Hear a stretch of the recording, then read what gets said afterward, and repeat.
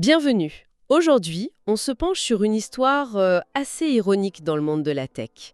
Imaginez un peu, Cloudflare, le grand nom, le bouclier contre les attaques massives. On parle de terabits par seconde stoppés net. Eh bien, ce géant s'est retrouvé complètement hors service. On s'attendrait à quoi? Une cyberattaque colossale. L'œuvre de hackers hyper sophistiqués. Ben, pas du tout. La réalité est, comment dire, beaucoup plus terre à terre, et presque surprenante. Le coupable, il n'était pas à l'extérieur. Non, il était bien à l'intérieur. Alors notre mission aujourd'hui, c'est de décortiquer ce qui s'est vraiment passé. Cette panne majeure chez Cloudflare. On va regarder l'analyse technique pour comprendre comment une erreur de code, a priori toute simple, a pu mettre à genoux une infrastructure pareille. Et surtout, qu'est-ce qu'on peut en apprendre? Alors, allons-y, plongeons là-dedans. Donc, pour résumer la situation, Cloudflare tombe, mais pas à cause d'une attaque. Non, à cause de React. Et d'un truc spécifique dans React, un hook qui s'appelle Ufect. Alors pour certains, ça parle peut-être pas beaucoup, mais pour d'autres, c'est le quotidien du développement web. Et c'est là que ça devient intéressant. Face, ce qu'on voit à l'écran.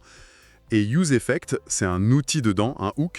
Ça permet de faire des choses un peu à côté de l'affichage pur, comme aller chercher des données sur un serveur, par exemple, une fois que l'interface est prête. On lui donne une fonction à faire et surtout une liste de dépendances.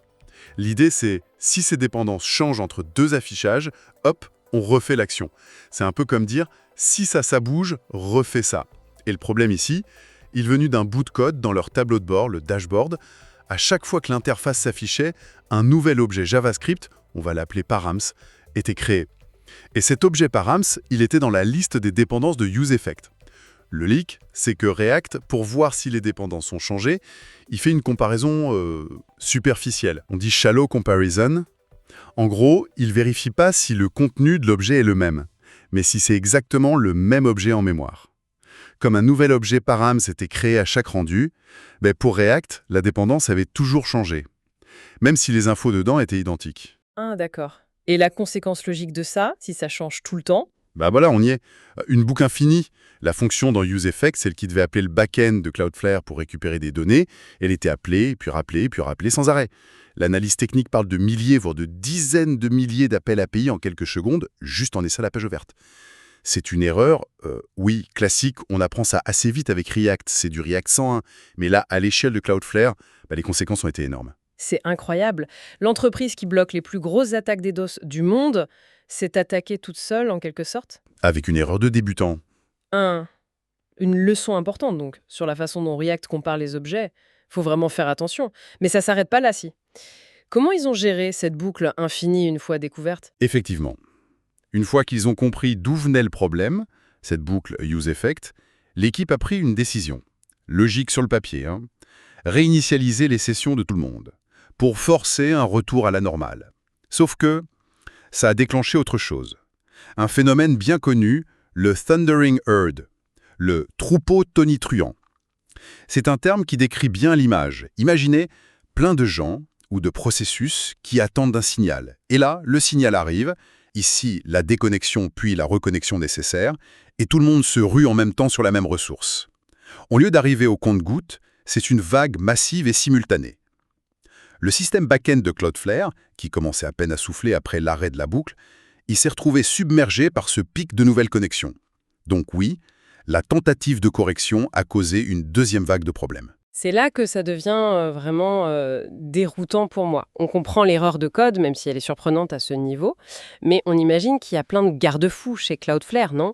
Comment un truc pareil, avec un potentiel de blocage interne aussi évident, a pu arriver jusqu'en production? Ça interroge sur les process quand même. L'analyse pose ces questions. Tout à fait. Et là, on sort du bug React pur pour entrer dans l'ingénierie système, la qualité logicielle. L'analyse se demande, et nous aussi, comment les tests n'ont rien vu. Les tests unitaires, peut-être trop isolés, mais les tests d'intégration, ceux qui vérifient que le front-end et le back-end communiquent bien, c'est là qu'on aurait pu espérer une détection. Comment cette avalanche de requêtes vers l'API back-end, elle est passée inaperçue, même en pré-production? Ces requêtes qui partaient. C'est une bonne question. Plusieurs possibilités. Peut-être que sur la machine de dev avec des données différentes ou une autre configure réseau, l'effet était moins visible. Peut-être que l'attention était portée sur autre chose, sur la logique métier et pas sur les appels réseau en arrière-plan. Ou alors, hypothèse soulevée aussi, Peut-être qu'il y avait déjà des petites lenteurs habituelles en développement et que ce symptôme-là n'a pas assez alerté. Ça montre bien l'importance d'avoir des environnements de test qui ressemblent le plus possible à la prod. Et au-delà du front-end, l'analyse regarde aussi le back-end, l'API interne qui recevait tous ces appels. Est-ce qu'elle avait du rate limiting, une limitation de débit? C'est la base pour protéger une API. C'est comme un portier qui filtre l'entrée pour éviter la... Un bon rate limiting aurait dû bloquer le flux anormal venant du bug effect, bien avant que ça sature tout. Est-ce qu'il n'y en avait pas? Ou mal configuré? Ou est-ce que la vague a été trop soudaine, trop massive? Excellente question. Et ça pose aussi la question de la résilience de cette API elle-même. Est-ce qu'elle était conçue pour ralentir proprement sous la charge ou pour se remettre vite d'une panne? Des trucs comme le circuit breaking, le coupe-circuit entre services, ça aurait pu aider, non? Exactement. Mais la critique la plus forte de l'analyse, et peut-être la leçon la plus importante pour tout le monde, c'est le processus de déploiement. Pourquoi ce code a été mis en production pour tout le monde d'un seul coup, apparemment? L'analyse insiste sur des méthodes plus prudentes, le slow rollout. On déploie sur 1% des serveurs, on surveille. Tout va bien? On passe à 5%, puis 20%, etc. En regardant les indicateurs clés en permanence. Ou alors, la technique du canary deployment, le déploiement canary. Comme le canari dans la mine, on envoie une toute petite partie du trafic, genre 0,1% des utilisateurs, vers la nouvelle version. Les autres restent sur l'ancienne version, stable. Et là, on compare tout.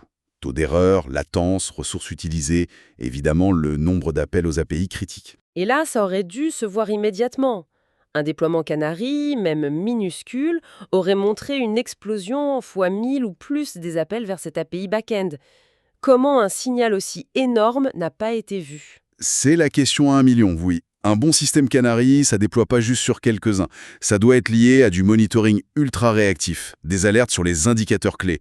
Une anomalie pareille, ça aurait dû faire sonner toutes les alarmes. Et idéalement, déclencher un rollback automatique. Revenir immédiatement à la version d'avant, celle qui marchait. L'absence apparente de ce filet de sécurité, détection et retour à air rapide, ça semble avoir joué un grand rôle dans l'ampleur de la panne. D'ailleurs, Cloudflare a dit après coup vouloir utiliser plus son propre service, Argo, qui fait justement ça. Détection d'anomalies, rollback auto, c'est bien. Mais comme le dit l'analyse, c'est après la bataille. La question demeure, pourquoi c'était pas déjà en place pour un truc aussi central que leur dashboard? C'est le nœud du problème. Argo aurait pu aider, oui. Mais les principes de déploiement progressif, de canary, de monitoring fin, de rollback auto, ce sont des fondamentaux. Surtout pour une boîte comme Cloudflare. L'incidence suggère qu'il y avait peut-être des angles morts dans l'application de ces principes à certains systèmes internes. Au final, comme le dit Monalise avec un humour un peu noir, c'était pas un scénario de film de hacker. Pas d'attaque complexe. C'était une Scooby-Doo Oopsie Daisy, une boulette interne. Ou plus cru, se tirer une balle dans le pied avec les outils de base. Ce serait presque drôle si ça n'avait pas eu autant d'impact pour tous les utilisateurs de Cloudflare. C'est un rappel assez brutal, oui, que dans les systèmes complexes à grande échelle, même les erreurs les plus basiques, celles qu'on voit dans les premiers tutos, elles peuvent avoir des conséquences catastrophiques. L'analyse le dit bien, l'erreur effect en soi, elle est fréquente. Plein de développeurs l'ont fait un jour. La différence énorme ici, c'est qu'elle a passé toutes les barrières. Dev, test, revue de code, déploiement, jusqu'à la prod d'une infrastructure mondiale. On imagine bien le stress de l'équipe ou de la personne responsable de ce code. Il y a une dimension humaine, bien sûr, mais ça n'enlève rien à l'étonnement face aux failles apparentes des processus. Test, revue, déploiement, monitoring. Sans doute un mélange de tout ça. Cloudflare a annoncé des changements. Espérons que ces leçons, après ça la dure, rendent leur service encore plus solide. Bon, alors, si on résume notre exploration. Panne majeure chez Cloudflare. Cause racine, pas une attaque, mais une boucle infinie, déclenchée par une erreur React use-effect assez basique sur la comparaison d'objets. Conséquence, surcharge de leur propre back-end. Et, complication, la tentative de résolution a causé un effet Thundering Herd, une ruée de reconnexion provoquant une deuxième vague de soucis. Et au-delà de la technique, l'incident pose vraiment des questions de fond sur les pratiques d'ingénierie pour les systèmes critiques.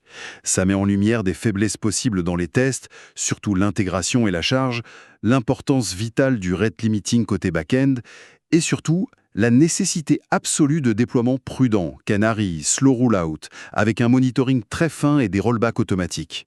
L'absence ou l'inefficacité de ces sécurités semble avoir été clé dans l'ampleur du problème. Et tout ça, ça nous laisse avec une dernière réflexion, une question pour la route.